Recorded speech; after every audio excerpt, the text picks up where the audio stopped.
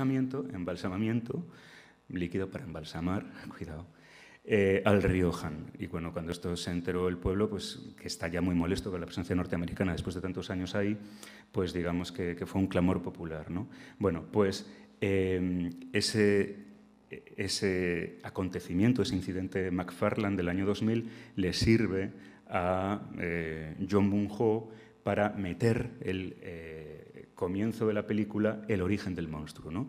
El origen del monstruo porque este señor, ¿no?, este científico estadounidense, le dice a su subordinado militar, le dice a su subordinado surcoreano, que no puede decir nada, que hay que tirar por el desagüe una solución química que el coreano dice que esto no puede ser. Bueno, resulta de ese vertido tóxico nace la criatura del río Han, ¿no? Bueno, de modo que también en esta producción surcoreana mucho más reciente, los grandes monstruos sirven para denunciar la injerencia nociva de Estados Unidos en Asia Oriental.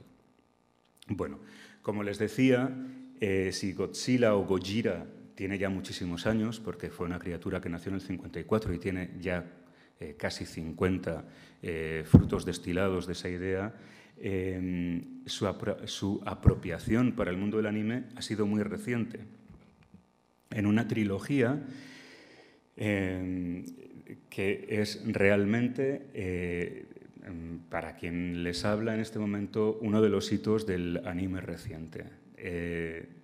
Cuenta con la particularidad de ser tan farragosa en su narrativa como muchas producciones del anime, que es lo que le caracteriza, que es lo que le pasa a Akira, por ejemplo, ¿no? Pero supone, aparte de que ya han pasado muchas cosas en el mundo y ya no se trata de ser maniqueos y que un monstruo es malo, etcétera, sino que ya en la intelección del propio monstruo, de cómo se ha llegado a esa situación, la humanidad lleva miles de años fuera de la Tierra, que ha quedado totalmente inviable, ¿no? La vida es totalmente inviable en el planeta y surcan el espacio buscando un planeta en el que se puedan establecer, ¿no?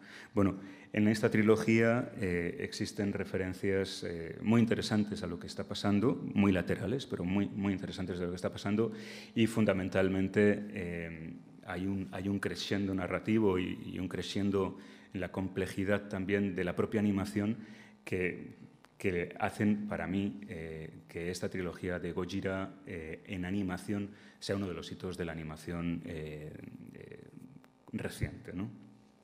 Bueno. En cuanto a los géneros, por ejemplo, resulta muy interesante comprobar que el anime ha hecho con particular incidencia del género de la ciencia ficción y de la fantasía también, uno de sus caballos de batalla. Esto es hasta cierto punto lógico, porque la enorme parafernalia técnica que exige la elaboración de los efectos especiales para este tipo de tramas con actores reales hace que tengan costes pues, muy abultados. Esos costes no existen cuando estamos recreando todo ese universo en la animación, ¿no? El primer superhéroe, por decirlo de alguna manera, el primer superhéroe de la historia de la cultura popular japonesa es este Ogon Batto, o el murciélago dorado, que no es el nombre del héroe, sino de la mascota que le acompaña. Un murciélago, que es un animal que presenta comitancias o con connotaciones bastante negativas en el imaginario colectivo, que es dorado y que va a ser, digamos, que su compañera. Ogon Batto, a pesar de su aspecto terrorífico, fantasmagórico, es como se le ha bautizado en Hispanoamérica, es un héroe que sirve al bien, pero que tiene un aspecto terrorífico. Su cara es una calavera, no emite palabras, tampoco sabemos mucho de su pasado, y no interactúa con los niños a los que una y otra vez salva. El niño se llama además Takeru, que eso significa héroe en japonés, y la niña se llama Mari. Bien, en el año 66, bueno, el personaje de Ogon Batto nació en el género del manga, nació para el manga, para las historietas, en el año 30, por el guionista Tsutsuki Ichiro y el dibujante Nagamatsu Takeo. 36 años después de su primera aparición en manga, existe una adaptación cinematográfica, pero con actores. Y aquí tienen ustedes a... ¿Le reconocen? Hattori Hanzo. Es Sonny Chiba. Chiba Shinichi, en realidad.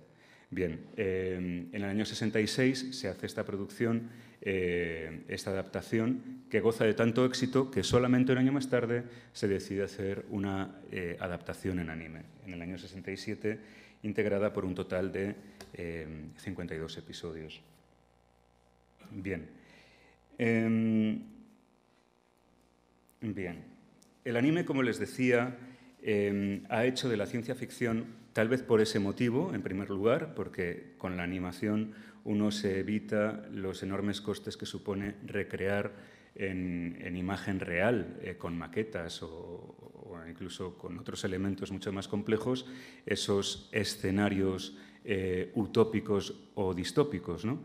Pero creo que verdaderamente la fascinación que el anime ejerce desde el género de la ciencia ficción y desde el carácter distópico de muchas de estas eventualidades tiene mucho que ver con cosas más profundas de la historia japonesa. En primer lugar, como Gojira, con la destrucción simbólica de su unión con los dioses, que tiene que firmar el 1 de enero del año 46 el emperador que ha dejado de serlo, ¿no? Y otros muchos motivos.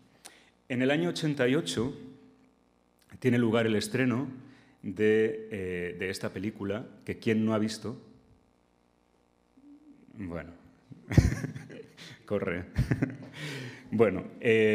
Akira es una película, pues eso, con una narratividad muy farragosa, muy compleja, ¿no? ¿Alguien se enteró de todo la primera vez que la vio? Ni la décima seguramente tampoco, pero Akira tiene lugar en un Tokio post-apocalíptico, en el Tokio del año 2019, en el Tokio de este año, ¿verdad? 31 años después de que el 16 de julio del 88 Tokio fuera asolada por una catástrofe nuclear, ¿no? Es decir, que el espectador que estaba viendo esto cuando se estrenó en Japón estaba viendo que, según la narración, Tokio ya no existía, ¿no? Es interesante. En el año 2019, por cierto, también ambientó su película Ridley Scott, Blade Runner, ¿no?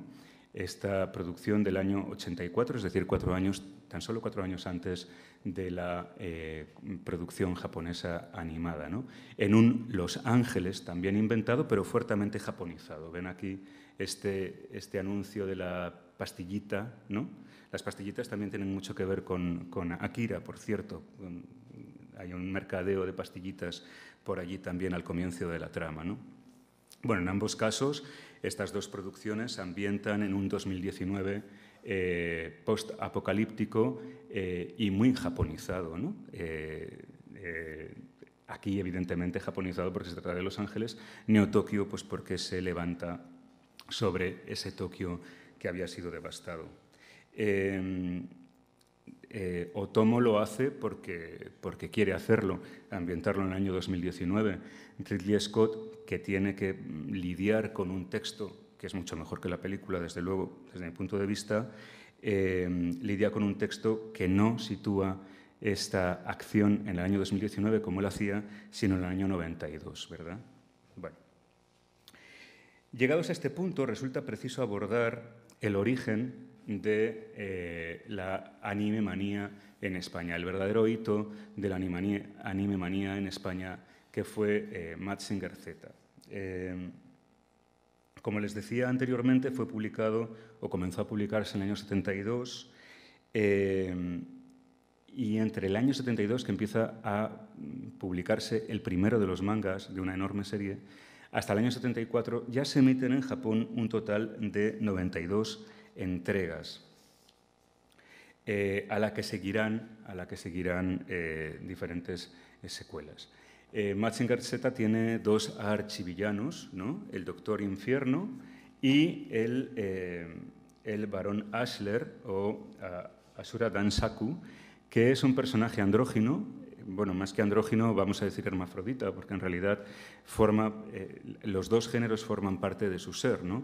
Normalmente actúa de perfil, entonces vemos o su lado masculino o su lado femenino. Cuando vemos esos lados, emite la voz de su respectivo género, y en aquellas contadas ocasiones en las que aparece de frente, se unen las dos voces simultáneamente. Bueno, en la tercera o cuarta temporada de Superagente 86, que no sé si la conocen también, en uno de los capítulos copian este mecanismo. Bueno, lo digo porque este verano la vi o la reví y me di cuenta de esa invasión, como dice Kelts, ¿no? Bueno, el único hombre capaz de ponerles un poco freno a estos dos archivillanos es un científico llamado Dr. Kabuto, que es el abuelo de Koji, que va a ser el héroe de nuestras aventuras, ¿no? En el primer capítulo, que es un hito verdaderamente, ya vemos cuán malos son los malos, ¿no? Porque vemos que matan a la institutriz de los dos nietos de Kabuto y destruyen el laboratorio de Kabuto, cargándosele a él también. Entonces Koji, que es el nieto mayor, va a tener que sucederle, ¿no? en el manejo de un superrobot que se ha logrado construir a través de una superaliación, que es la superalienación Z, que se encuentra, o para la que es preciso un mineral que no existe, pero que se encuentra exclusivamente en el monte Fuji y que se llama Japanium. Hay un componente nacionalista o ultranacionalista bastante claro allí, ¿no? Es decir, que lo único que puede evitar la debacle de la humanidad es un instrumento japonés que se desarrolla con una alienación de un elemento que solo se da debajo del monte Fuji, que tiene unas connotaciones simbólicas fundamentales, ¿no? En la cultura japonesa. Bien, Mazinger Z es probablemente el mecha más famoso de todos, ¿no? Y un mecha es un gran robot que se pilota en su cabeza, ¿no? Y se dice mecha porque mecha es la... Ven, otra vez ahí está el katakana, el silabario katakana, porque de la voz mechanic, de la voz inglesa mechanic, se llega al término japonés mechaniku, y de ahí sale mecha. Lo digo porque muchas veces uno ve anime en español y hablan de Mecha Godzilla. Pues ese mecha no es mecha, es mecha. Originalmente es mecha. Hablen ustedes bien, porque los que hacen las traducciones y los doblajes realmente no saben bastante. Saben ustedes más. Bien. Llegados a este punto, es imposible dejar de hablar de... ¿Quién está ahí? Tetsuka Osamu, o Osamu Tetsuka. Bueno, Osamu Tetsuka, aquí recreado en el museo memorial que se le dedica, es una personalidad colosal dentro de la cultura popular japonesa. Digamos que los propios japoneses le llaman así, Manga no Kamisama, el dios del manga. Cuando se llevó a cabo la ímproba labor de publicar las obras completas de Osamu Tetsuka, estas, en manga, llegaron a comprender la friolera de 400 volúmenes, cada uno de los cuales tiene una media de 200 páginas. Esa es la producción de Osamu Tetsuka, que no solamente dibujó, sino que luego fue responsable de, en gran parte, la naturaleza tan boyante que tiene el anime en Japón, ¿no? Bien, cuentan que el asistente personal que estaba a su lado cuando falleció de cáncer de estómago en el año 89, las últimas palabras que dijo Tetsuka fueron una oración, ¿no? Por favor, déjame seguir trabajando. Al hilo de lo que les acabo de contar de las 400 volúmenes de 200 páginas cada uno, parece que la anécdota, más que agiográfica, parece muy consecuente, ¿no? Como les decía, en el año 94, en la prefectura de Hyogo, que es linda con la prefectura de Osaka, en la que nació Tetsuka y donde se formó en medicina en la Universidad de Osaka.